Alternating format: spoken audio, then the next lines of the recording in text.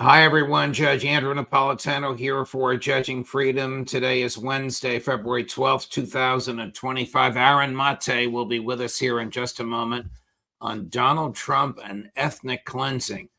Oh, and the Senate just confirmed Tulsi Gabbard, and that's a surprise. But first, this. Did you know that American homeowners have over $32 trillion in equity, and criminals are targeting it with a growing scam the FBI calls house stealing? Scammers can transfer your title out of your name using a one-page document they can file behind your back with the government. And the scariest part, you won't even find out about it until collection notices and foreclosure notices start arriving. The best way to protect your equity is with Home Title Lock's exclusive $1 million triple lock protection. This service offers 24/7 monitoring, urgent alerts, and if fraud should occur, their U.S.-based restoration team will spend up to $1 million to undo the fraud and restore your title. So when was the last time you checked your title? If you're like me, the answer is never. That's why I've partnered with Home Title Lock. When you go to HometitleLock.com, promo code JUDGE, you'll get 30 days of free protection and a free title history report to lock in your peace of mind. Do it today. Go to HometitleLock.com, promo code JUDGE. Aaron Maté, welcome here, my dear friend. I want to spend a fair amount of time discussing Donald Trump and ethnic cleansing with you. But first, your thoughts on the confirmation of Tulsi Gabbard to be the director of national intelligence. I have many criticisms of Tulsi Gabbard, foremost being her reversal on the issue of Israel-Palestine. When she ran for president a few years ago, she said some very fair-minded things. Ever since joining the MAGA camp, she's abandoned all that and smeared protesters against the genocide as being, Islamic extremists and all those smear tactics that are used against people who are just simply opposed to Israel's mass murder. Incidentally, the same kind of smear tactics that Tulsi Gabbard has received for taking brave stances. And so even though I have my disagreements with her, I also have to recognize that, previously at times in her career, she's taken some brave stances, including calling out the deceptions that led to the Iraq War, calling out the scandal that was the U.S. backing an al-Qaeda-dominated insurgency in Syria. And to her credit, although she has reversed herself on some issues that I find very important, especially Israel-Palestine, she has stuck to her principles on other issues. At her confirmation hearing, she refused to call Edward Snowden a traitor, and she called out the Syria dirty war, and she called out the cover-up at the OPCW, in which brave dissenting inspectors challenged the censorship of their investigation, in which their own findings undermined the claims that the Syrian government committed a chemical attack. And those claims, just like Iraq WMDs, were very foundational to the pro-war narrative inside Syria. So it's historic that someone who's challenged these intelligence deceptions, despite her flaws, is now overseeing the intelligence community. Right. And it's additionally historic because for taking the position that she's taken, just as I mentioned, anti-genocide protesters were smeared as Hamas apologists or whatever, Tulsi Gabbard's been smeared as a Russian asset. Hillary Clinton led that charge, called her a Russian agent, basically, and other people, including Tammy Duckworth, Elizabeth Warren, many others have echoed that. So there's a certain justice here in people who have weaponized intelligence to take the U.S. off to war, to kill so many people, and then have smeared people like Tulsi Gabbard as apologists of a foreign government or assets of a foreign government for opposing their agenda. Then now Tulsi Gabbard is now in charge of the nation's intelligence. Despite disagreement, the nation's intelligence community, in my view, was behind the smear tactics against her. The nation's intelligence community, in my view, is one of the greatest threats to human liberty that we have today. So in that respect, I'm happy she was confirmed. I did write a lengthy piece on her views on Section 702, which is a roundabout around the Fourth Amendment that allows the nation's intelligence community to spy on Americans without search warrants under the guise that they or somebody they know or somebody they once knew, this goes out to the sixth degree of separation, literally spoke to a foreign person. She railed against 702, voted against its extensions every time she was in Congress and the vote came up. Then she did a flip-flop on it. We'll see. Maybe she'll flip-flop back. She's probably the best we're going to get in this environment. But those people beholden to the intelligence community, like Senator Mark Warner, the ranking Democrat on the Senate Intelligence Committee, just ranted and raved on the Senate floor this morning. It was a party line vote with the exception of former Majority Leader Mitch McConnell, who, without making a speech, voted against her. All right, we'll see where all of this goes. The one vote, let me say quickly, Sure. The one vote I was most interested in was Bernie Sanders, because Tulsi Gabbard pretty much risked her future in the Democratic Party when she resigned from the DNC to endorse Bernie Sanders in 2016, and who called out the corruption, the bias, the rigging of the primary against Bernie Sanders, and shares many positions with Bernie Sanders, despite her reversal on the issue of Israel-Palestine. Bernie Sanders voted against Tulsi Gabbard.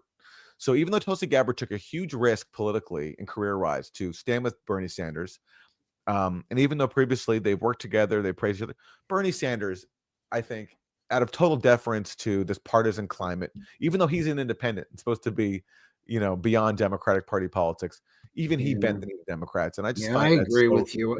I've met him a number of times. Especially after he voted to confirm Marco Rubio, with whom he shares zero positions in common.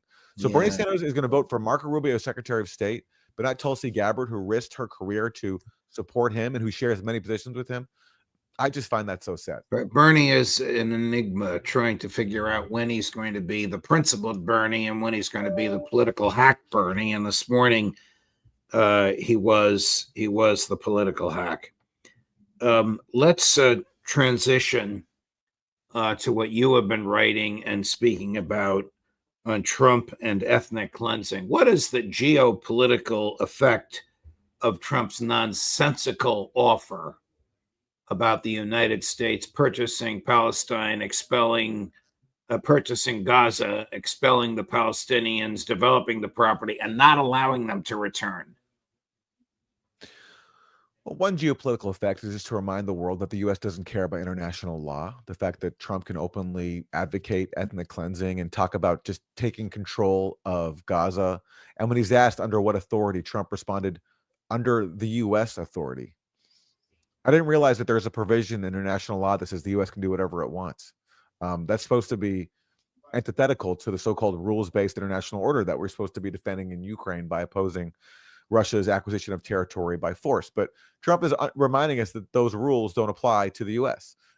Just as Trump can proclaim that we can take Gaza under the U.S. authority, Joe Biden could go and denounce Russia's invasion of Ukraine while still occupying 1/3 of Syria and stealing its oil and valuable agricultural resources. So Trump is making plain the prevailing policy, not only of just ignoring international law, but also ignoring the rights of Palestinians to self-determination, the fact that he wants them not to come back to Gaza after the U.S. takes ownership of it. And it also reminds Arab states in the region that the U.S. sees them as a client and that their whims and wishes are completely worth ignoring. Trump humiliated King Abdullah of Jordan, sitting there and claiming that the U.S. will take Gaza. And the King of Jordan just had to sort of whimper in his seat and not really forcefully push back. Egypt has canceled a visit by Sisi to Washington because this whole thing is just so humiliating. But it underscores that the U.S. has contempt for international law and contempt for the people that it calls its allies. Is the Trump foreign policy just towards Israel, Gaza, Zionism, the Middle East, just a continuation of Joe Biden's? 100%, except the difference is Trump appears to be putting even less constraints than the pitiful constraints that Biden put on Israel, because Biden paused symbolically one 2,000-pound bomb shipment to Israel. And Trump's just more willing to say openly the racist policy of that we are going to help Israel expel the Palestinians and not let them come back.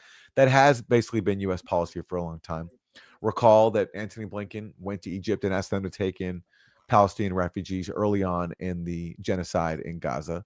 So Trump and Biden have the exact same policies. I guess the main difference is Trump is more willing to say it out loud. I keep hearing that Netanyahu is miserable. Do you have any insight into this? I don't know if it's physical, medical, problems, legal problems, or if he somehow really feels humiliated that Trump seems to be taking over Gaza from him or wants to take over Gaza from him. He does have some health issues, and obviously he has the ongoing court cases. But when it comes to Palestinians, I think he's thrilled. Trump is basically giving Netanyahu a rubber stamp on the Israeli policy that Palestinians have no rights and that they should all leave.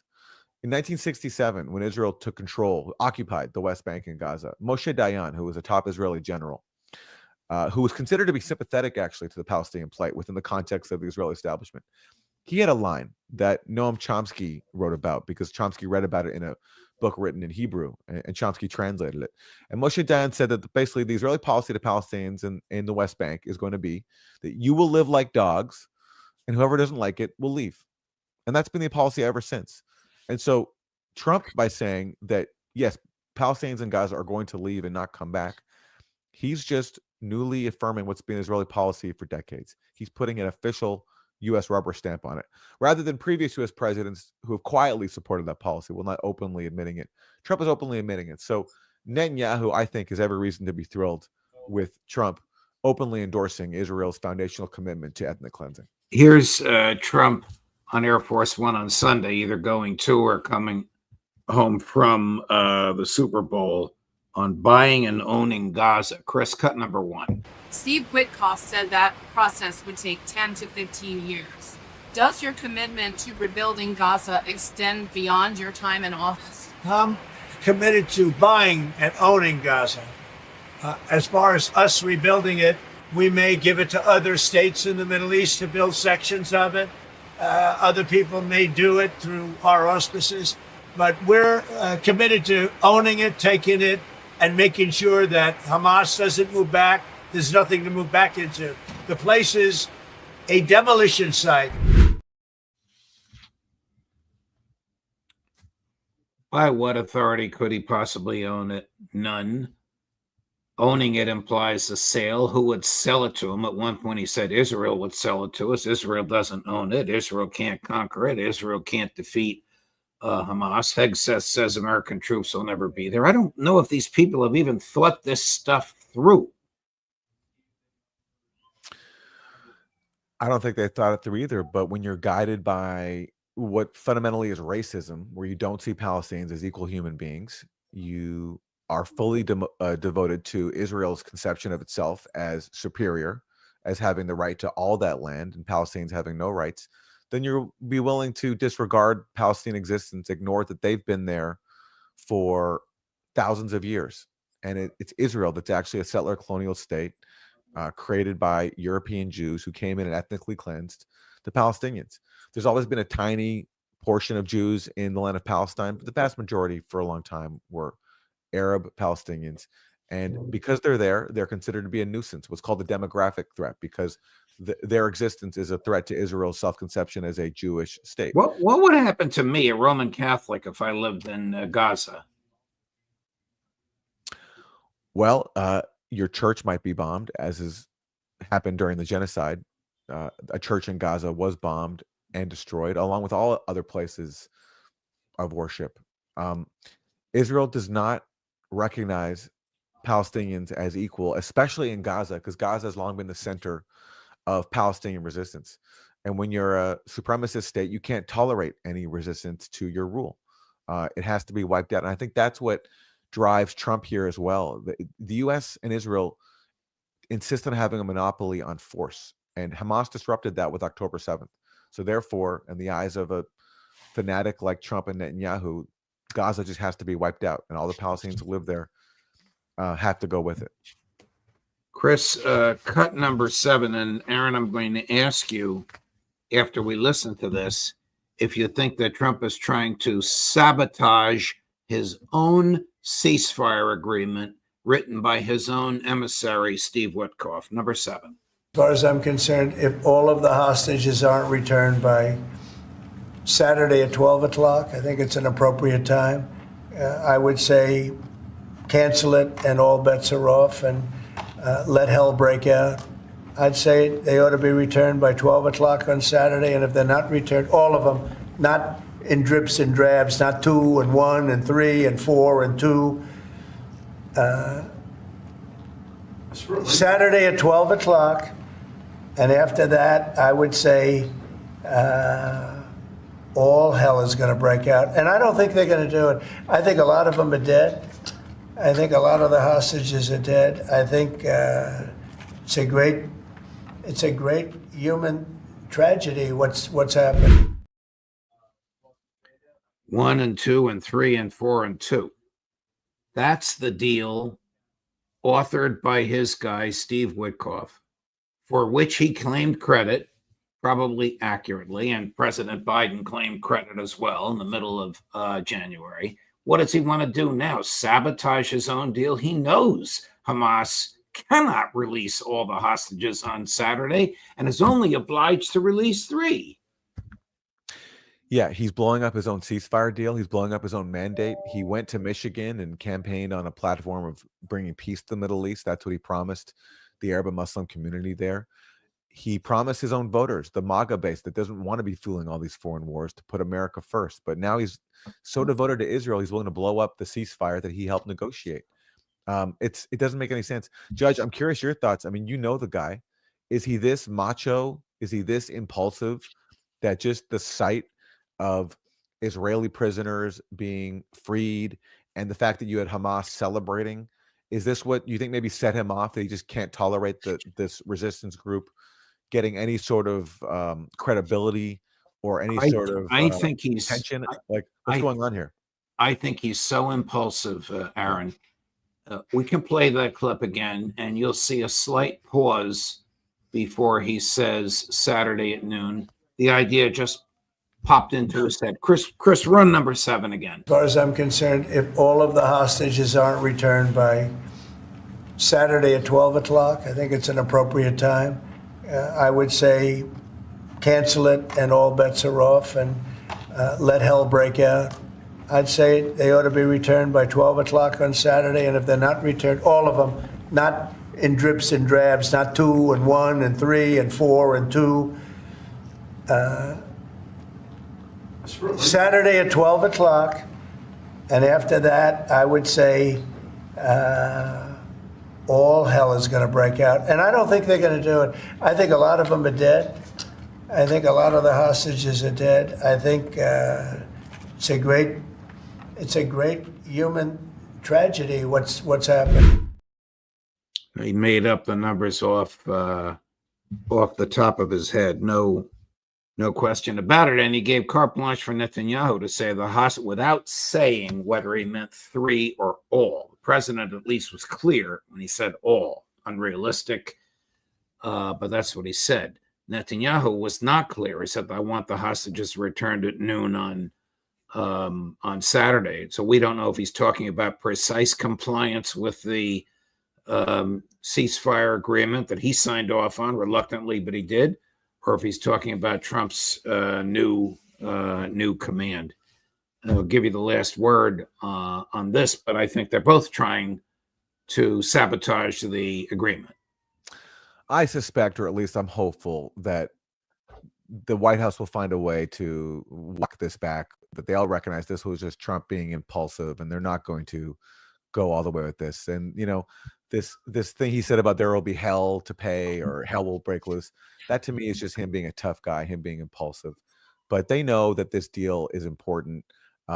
It's what they, you know, it's one of their biggest achievements so far. And so are they going to blow it up just for the sake of catering to Trump's impulses? I really hope not. And there are a few other things to mention. You know, Trump has talked about how, you know, horrible it was to see these emaciated Israeli prisoners coming out of Gaza and how they look like they went through the Holocaust. Well, why is that?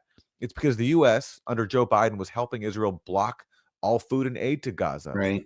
As Israeli officials openly bragged about. So what else is going to happen when you deny a besieged death camp all the basics that people need to live? People are going to look like they've survived a Holocaust, and that's. Did you see on mainstream media any of the Palestinian prisoners who were carried out of Israeli jails on stretchers and gurneys? Well, there you go. That's exactly. And so, meanwhile, by contrast, Palestinians coming out of Israeli prisons, they look just as emaciated. In fact, in some cases, worse, because they've suffered much worse ordeals than people have suffered in Palestinian captivity. And the difference is Israel has no blockade on it. Israel has all the food and medicine in the world to feed its prisoners. Instead, it subjects them to a regime of torture, as everybody knows, including Israeli human rights groups have documented. Is Trump complaining about them? No. He only cares about the Israeli captives, and while ignoring the fact that it's Israel that imposed the conditions that have made them look so ill. And on that front, even the New York Times has recently acknowledged that Hamas's complaints about Israel's implementation of the ceasefire deal are correct. Hamas has said that Israel's supposed to let in critical humanitarian supplies, including tents for people to sleep in. Recently there was heavy rains in Gaza, and some people have no tents to sleep in, and their tents, if they do have them, are being flooded. So they find whatever shelter they can. It's horrible. Yeah. Israel's supposed to let in more tents, and they haven't. And even Israeli officials speaking to the New York Times have acknowledged that Hamas's complaints were accurate. So things are bad when even the New York Times, and of course they bury this at the bottom of an article. This wasn't the headline, although it should have been. It was buried in an article that even the New York Times is admitting that Hamas's complaints about Israel blocking the terms of the ceasefire deal are accurate. Aaron Maté, thank you, my dear friend. No matter what we talk about, it's always enlightening, and I appreciate your letting me pick your brain. All the best. We'll see you again next week. See you then, Judge. Thank you. Thank you. Coming up later today at 3 o'clock, Phil Giraldi. At 4 o'clock, from midnight in Moscow, Pepe Escobar. Judge Napolitano for Judging Freedom.